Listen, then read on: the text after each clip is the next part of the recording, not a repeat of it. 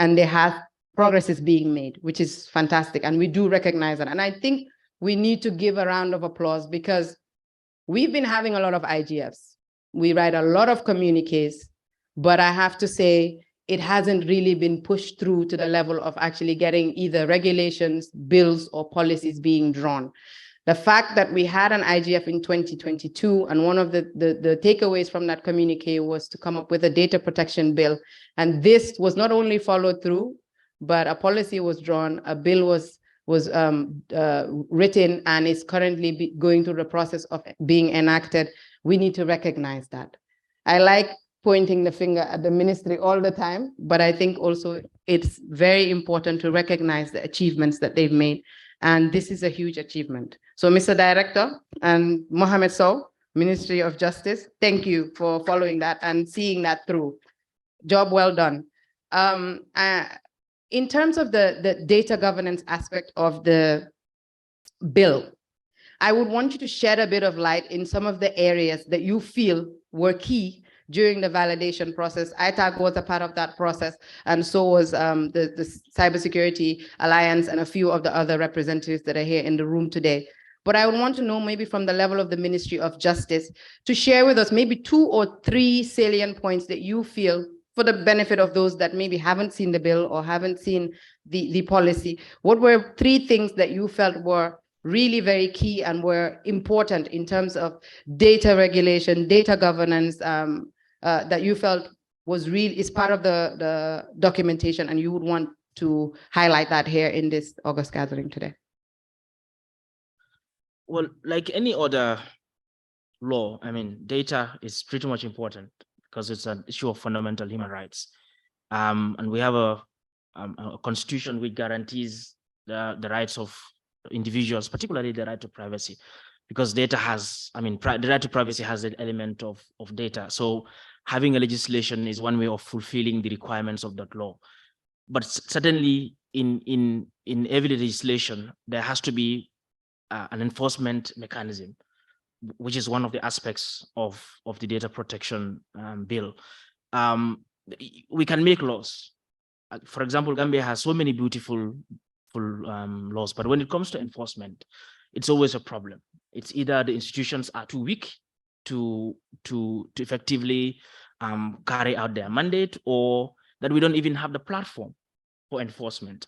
So what the bill has done is to have a sort of a commission or institution that would be responsible or is giving the mandate to ensure that data protection rights, data protection law is actually enforced in Gambia, and that every stakeholder who is engaged in either processing data or is a stakeholder generally, I mean, abides by the terms of the law.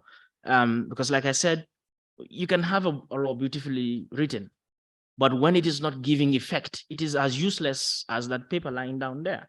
So there's a problem we have in the Gambia. But I hope with the coming of the law, if National Assembly gives it its blessing, we'd have a strong institution that would effectively enforce what those laws are.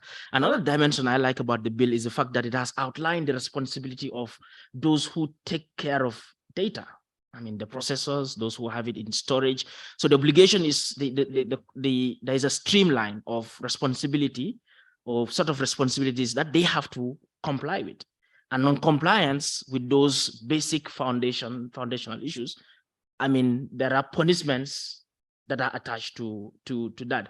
Again, another fundamental part, which is it also recognizes the rights of the subject matter or the subjects of data, right? And that is important. That is the people themselves. At least if your right is breached under that law, you can go to the courts, you can go to a complaint mechanism where you can lodge a complaint and say, look, my rights have been violated, my data has been tampered with, or there has been non-compliance with the requirements of the law.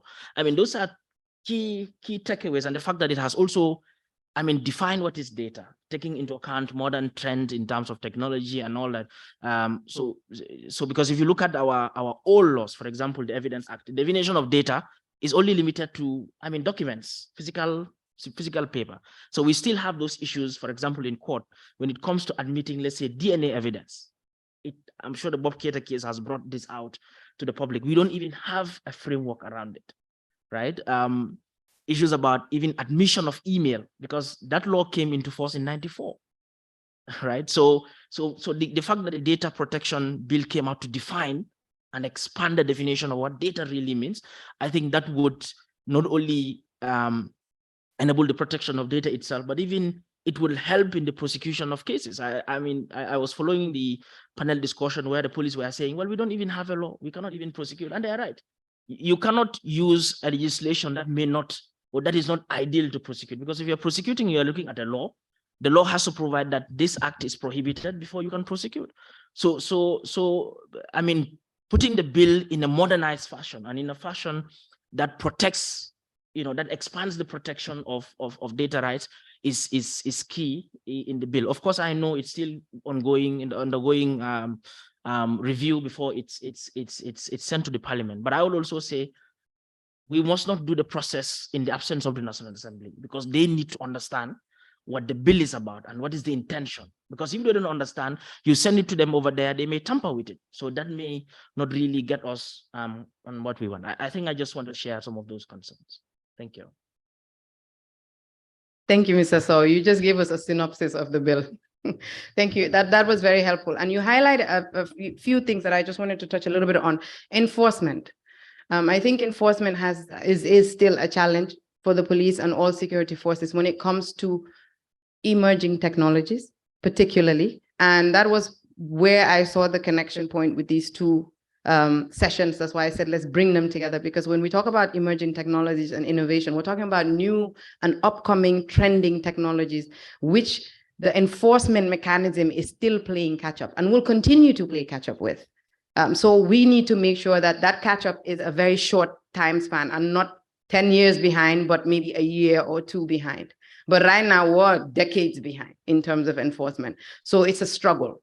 So you have technology that's moving, forensics evidence that they highlighted, but you don't have the requisite laws to actually be able to admit those things into a court of law. So those are some things that are really very key, and I'm hoping that some of these things will be looked at. Amadou, one of the things also, a lot of the users of maybe mobile data or mobile phones or SIM cards, which is all of us, highlighted and welcomed, was that this policy or this bill will be looking at maybe data that they're submitting to these telcos, for example, and how this data is being used. If I register my SIM card at Excel, for example, how do I make sure that I don't get these unsolicited text messages of Wally Seka is playing at the dance at Coco Ocean? I'm not interested.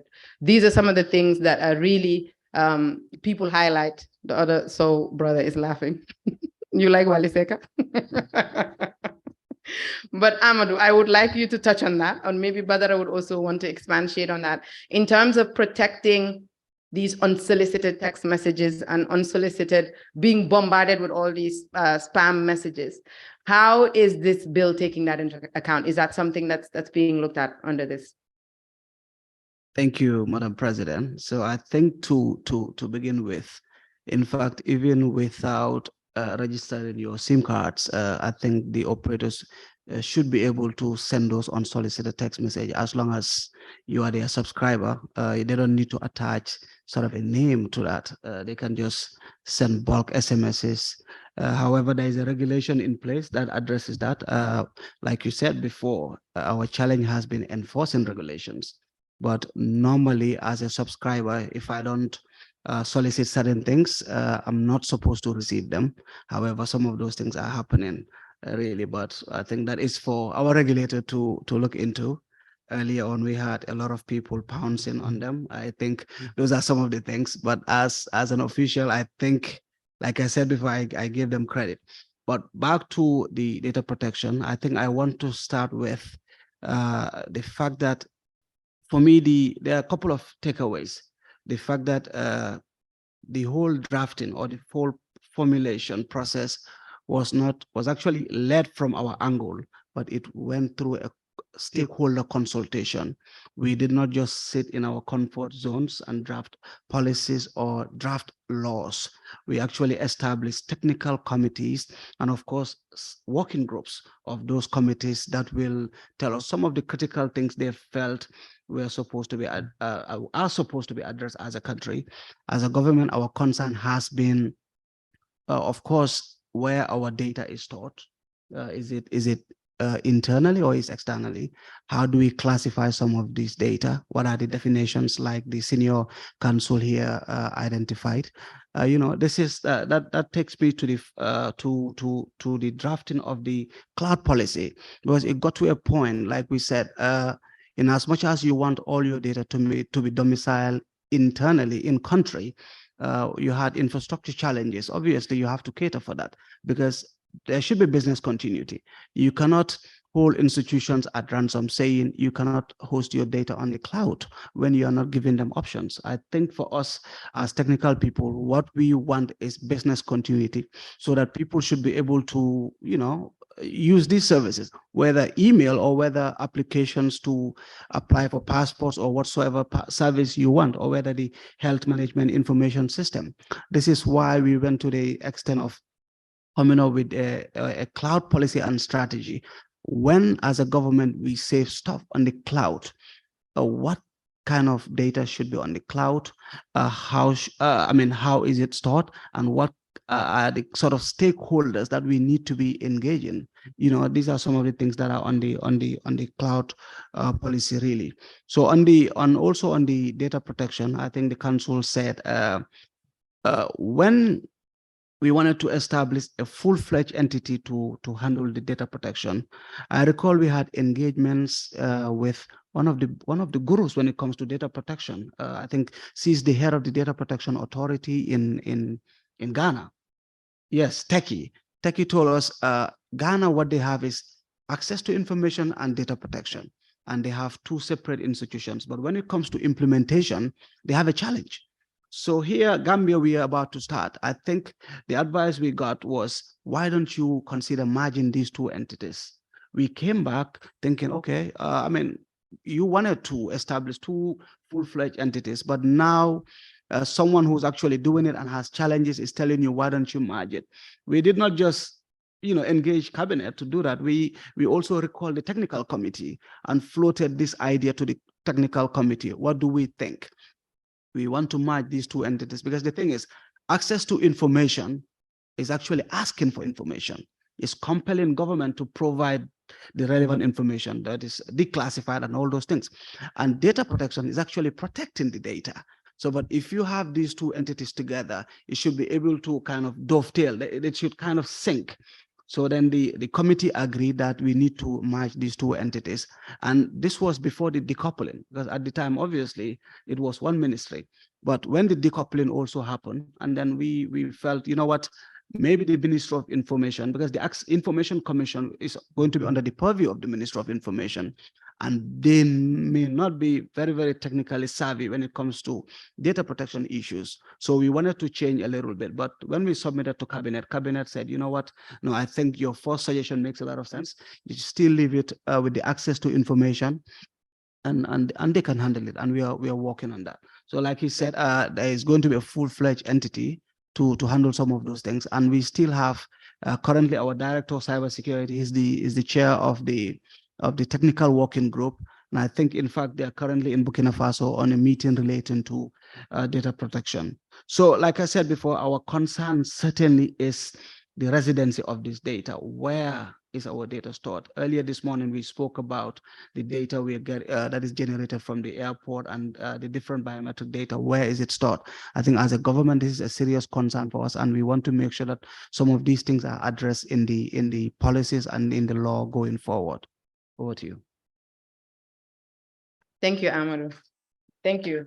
I'm gonna pivot a little bit and invite Badara and touch a little bit on work that's ongoing. I'm sure you all have seen Google Plus codes that you have on your gates.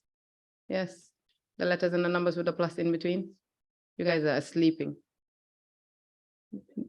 Blue color, you seen it? Great, excellent. Mengo, what are you laughing at? I'm just making sure they're awake. So the Google Plus code, very interesting concept, novel at the time that it was being worked on. Badara, you worked with the ministry on that. And in terms of data that's being collected with the Google Plus code, I would want Amadou also for you to touch a little bit on this because the ministry is the one spearheading this project currently across the country.